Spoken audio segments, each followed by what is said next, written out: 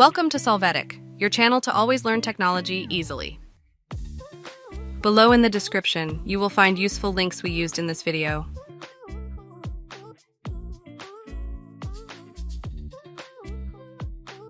Today in Solvetic, we will see how to center align text in Word. We will start by opening the Word document. You will be able to see the text to center.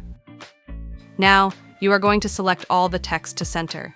From the Home menu, go to the central part and click on Center, or if you wish, you can combine the Ctrl+E keys. Now you will see your text centered in Word. Hey, remember to subscribe Solvetic channel.